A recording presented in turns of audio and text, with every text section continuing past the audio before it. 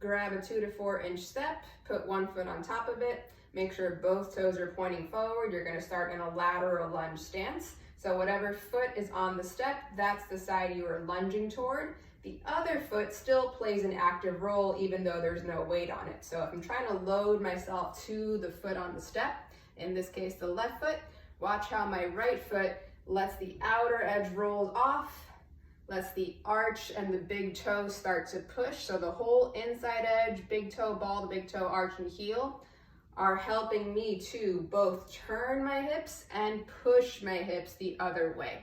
That's gonna get that same side butt cheek turning on.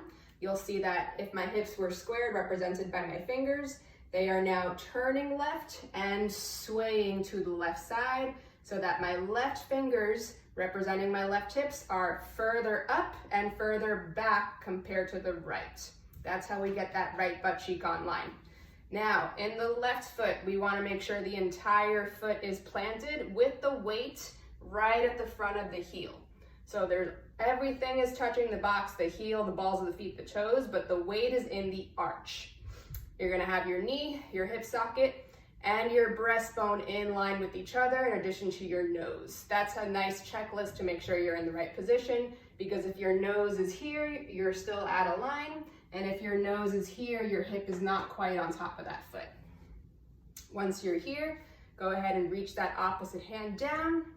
That's going to turn the rib cage so that you get the left back side expanding every breath, and you get a nice stretch in the left hip tissues.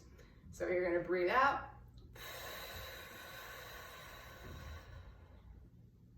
Drive more turning, so I'm going to turn myself more left, reach down lower as I breathe out.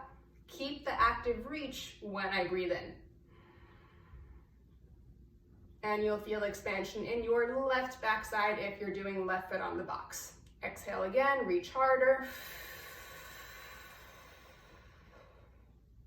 Feel that other arch pushing you away so you have that butt on line, and then breathe in. From the side.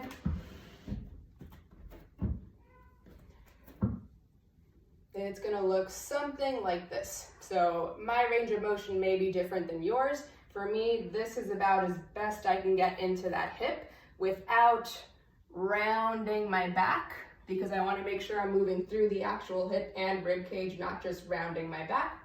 And for some people, it may just be here. Other people, you may need to have your stance a little bit closer together to make sure that you end up with your whole body weight over that foot. So just make sure when you're doing the exercise, you're nailing that position down, and then you're going through those breaths.